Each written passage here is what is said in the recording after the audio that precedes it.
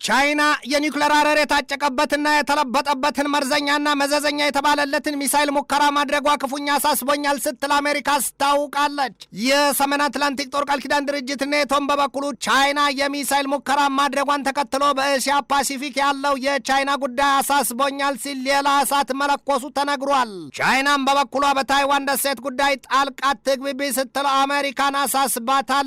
ታይዋን በወገኗ የቻይና የመስፋፋት አባዜ እንዳሳሰባት እና እንዳስጨነቃት አስታውቃለች። ይህንን ርዕሰ ጉዳይ ለዓለም አቀፉ ትንታኔ ዘገባችንም መርጠን አሰናድተነዋል። ከትንታኔ ዘገባው ጋር ትዕግስቱ በቀለ ነኝ። ከ17ኛው መቶ ክፍለ ዘመን አንስቶ የጠቢባን የአብርሆታቸው ምንጭ ልዩ ቡናና የቡና ጥበብ ነው። ታዲያ ይህን ቡና ለመቅመስ ጥበቡንም ለመማር ዝግጁ ኖት? አሃዱ ኮፊ አካዳሚ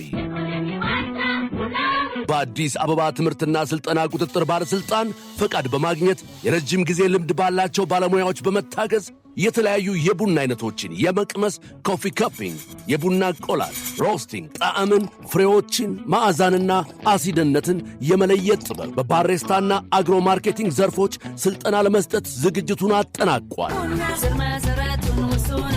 የቡና ጥራትን ለመጠበቅ የቡና አፍቃሪዎች የተለያዩ ጣዕሞችን ለማወቅ እንዲሁም አምራቾች ምርቶቻቸውን ለማሻሻል እንዲችሉ የሚረዳውን ይህንን ሥልጠና በአሃዱ ኮፊ አካዳሚ በመሰልጠን ብቁ ባለሙያ ይሁኑ። የሥልጠና ቦታው በቦሌ ጃፓን ኤምባሲ ናይል ሶርስ ሕንፃ 3ኛ ወለል ላይ። ለበለጠ መረጃ በስልክ ቁጥር በ0961 88 82 22 ይደውሉልን። አሃዱ ኮፊ አካዳሚ።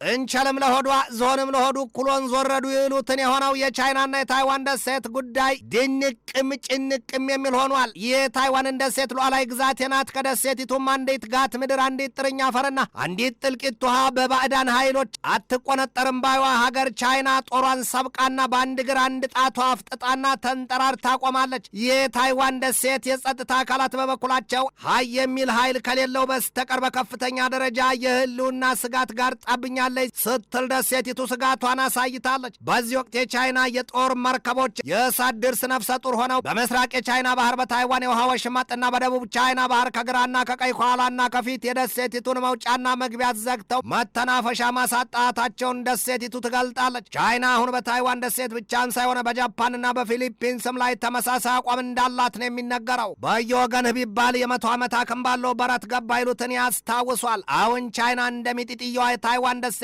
ጃፓንና ፊሊፒንስንም ጠቅልሎ ለመያዝ ወይስ ከደቡብ ቻይና ባህር ግርጌና ራስጌ ድርሽ እንዳይሉ ለመከላከል ጥያቄ ብቻ ነው። በአንበጣ ዘመን ቢራቢሮ ያስፈራልን ነውና መጠርጠር አይከፋም ሲሉ የሚያሳዩትን ብዙዎች ሆነዋል። ወዲያ ማዶ አሜሪካ ካናዳን፣ የሜክሲኮን ገመገምና የፓናማ ቦይ እንዲሁም የግሪንላንድን ደሴት ለመጠቅለል ማቀዷን፣ ወዲህም ሩሲያን በዩክሬን ክራይሚያን ወደብ ሉሃንስክ፣ ዶነስክ፣ ዛፖሪዚዚያና ከኤርሶልን ለመጠቅለል ከያዘችው አቋምና ውሳኔ እንዲሁም እስራኤልም የጋዛ ሰርጥና የዌስት ባንክን ከዚያም ውጭ ወደፊት ቁርጥ ያለ ጊዜ ባይቀመጥለትም ከመካከለኛው ምስራቅ ቀጠና ምድር 7 ሀገራትን ለመጠቅለል ካሰላችው ቀመር አንጻር ቻይናስ ብትሆን በታይዋን ደሴት አድባና ተገድባ ትቀር ይሆን? አያዞር ሲዞር አደረን ነውና ማሰብ ይበጃል የሚሉትም በርክተዋል። ዛሬ እንደዚህ በቻይናና በታይዋን ደሴት መካከል ያለው አተካሮ በተጧጧፈበት ሂደት ጃፓንና ቻይና ፍርጥርጥ አድርገው ወደ ጦርነት ያለ መግባታቸው ካልሆነ በስተቀር በየራሳቸው አጠራር የሚወዛገቡባቸው ደሴቶች አሉ። ያው በጃፓን አጠራር ሴንካኩ፣ በቻይና አጠራርም ዲያው የሚባሉት ናቸው። ሁለቱም ሀገራት በእነዚያ ደሴቶች አቅራቢያ አንዳቸው የአንዳቸውን መርከብ ሲያው ካበደው ያገረገረው ይበልጣልን ያደርጓቸዋል፣ አለያም አይን ደም ይጠላልን። በዚያ በደቡብ ቻይና ባህር ዙሪያ ገባ ያሉ ሀገራት እንደ ፊሊፒንስ፣ በርማ፣ ብሩኔይ፣ ማሌዥያ፣ ኢንዶኔዥያ፣ ቪየትናምና ታይዋንን ጨምሮ ሆንግ ኮንግን ይዞ ከዚያ ከደቡብ ቻይና ባህር ከገጹም ይሆን ከከርሱ ይገባናል ጥያቄያቸውን ጽፈው ማፍጠጣቸው ይነገራል። ከቻይና ወገን ደግሞ መልስ የለውም የሚል ጠንካራ ምት ቢገጥማቸው ይህ ደቡብ ቻይና ባህር በገጹ ላይ የንግድ መርከቦች ዝውውር ይደረግበታል፣ ለቱሪዝም ዘርፍም የተመቻቸ ነው ይባልለታል። ከገጹ የንግድ ዘርፍ ብቻ እንኳን በዓመት $5 ትሪሊየን በላይ የንግድ ልውውጥና ዝውውር የሚደረግበት ሲሆን በደቡብ ቻይና ባህር ከርስ ደግሞ የተለያዩ አይነትና መጠን ያላቸው የማዕድን ሀብታት ያሉበት ስፍራ ነው። አሜሪካ ደግሞ የዓለም አቀፍ ሕግ የሰጠኝ በነጻነት በውሃ አካላት ላይ የመዘዋወር መብት አለኝ ስትል በዚያ የደቡብ ቻይና ባህር የእሳት ችቦ ለኩሳ ብዙ ጊዜ መከሰቷ ነገር ከቻይና ጋር ብዙ ጊዜ እንዳላተማት ይታወቃል። አሜሪካ በደቡብ ቻይና ባህር ጥልቅ ከርስ ዘግጦ የተረበረበው የማዕድን ቢሉ የነዳጅ ዘይትና የጋዝ ሀብታ ጮልቃ ይታለች ችሏታል። እናም ጉዳዩ ሳሩን እንጂ ገደሉን ያለማየት ሆኖባት ሀብት ታሳድዳለች የሚሏታል። በዚያ ሂደት እጇን ስታስገባ የታይዋንንም ደሴት ሀብት የማታልፈው ጮማና ፍሪዳ ሆኖ አግኝተዋለች ችሏታል።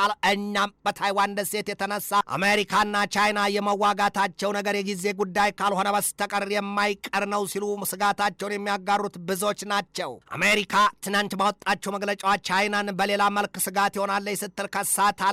ያውም ቻይና ሰሞኑን የኒኩለር አረር የታጨቀበትና የተለበጠበትን ሚሳይል ስኬታማ ሙከራ አድርጋለች የሚል ነው። እንደ አሜሪካ የክስ ሰነድ ጭብጥ ደግሞ ቻይና የዚያን መሳሪያ ሙከራ ያደረገችው በፓሲፊክ ውቅያኖስ ላይ ነው። በአሜሪካ የውጭ ጉዳይ ሚኒስቴር አፈቀላጤው ቶሚ ፒጎት በሰጡት ዝርዝር ማብራሪያ ቤጂንግ በከፍተኛ ፍጥነት የያዘችው የኦፓክ የኒኩለር ጦር መሳሪያ ግንባታ ከእስያ ቀጠና ባለፈ ለመላው ዓለም ከባድ ስጋት ነው ሲሉ አስጠንቅቀዋል። አሜሪካ የቻይናን የሚሳይል ሙከራ አስመልክታም ባስተላለፈችው መልእክቷ የጦር መሳሪያ ቅነሳና ቁጥጥር ሕግ ይግዛሽ ነው ያለቻት ቻይና በተባበሩት መንግስታት ድርጅት የጸጥታው ምክር ቤት ቋሚ አባል ስትሆን ድምፅን በድምፅ የመሻር መብት እነርሱ ቬቶ ፓወር ይሉት ኃይል ያላት ሀገር ናት። ቻይና ያንን አሁን ለአሜሪካ ክፉኛ ስጋት የሆነውን የኒውክለር ተደራሽ የአህጉር አቋራጭ ሚሳይል ሙከራ ያደረገችው ባለፈው ሰኞ ሲሆን ሙከራውን በፓሲፊክ ውቅያኖስ መልህቋን አስጥላ ካስደፈጠቻት የባህር ሰርጓጅ የጦር መርከቧ ላይ ነው።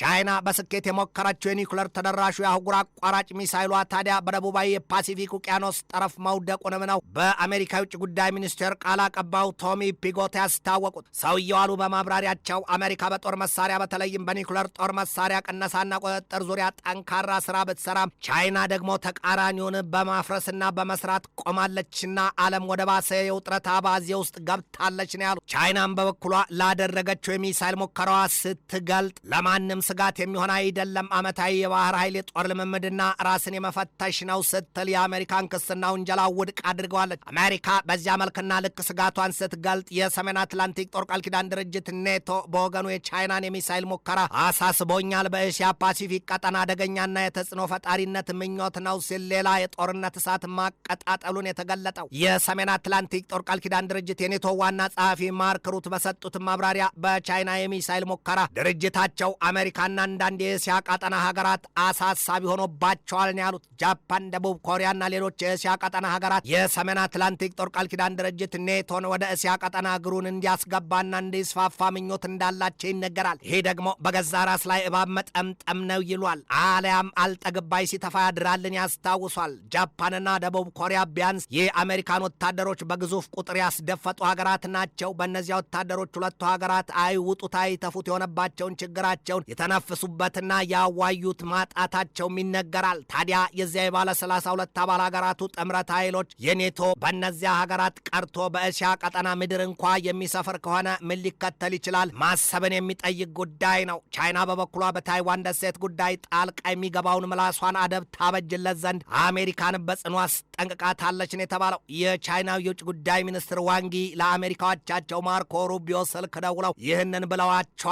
ጌታው እንደው ምነው ሳ ሀገሮ በታይዋን ደሴት ጉዳይ ጥልቅ ባትል ሲሉ ጠንቅቀዋቸዋል ነው የተባለው። ትንታኔ ዘገባውን ስናዘጋጅ በዋቢነት አዣንስ ፍራንስ ፕሬስን፣ አሶሺየትድ ፕሬስን፣ ሳውዝ ቻይና ሞርኒንግ ፖስትን፣ ስትሬት ታይምስን፣ ግሎባል ታይምስን፣ ሚያሚ ሄራልድን፣ ማላይ ሜይልን፣ ሜይል ኦንላይንን፣ ዘቴሌግራፍ ኦንላይንን፣ ቢዝነስ ኢንሳይደርን፣ ኒውስ ማክስ ወርልድና ዋሽንግተን ኤግዛማይነርን ተጠቅመናል።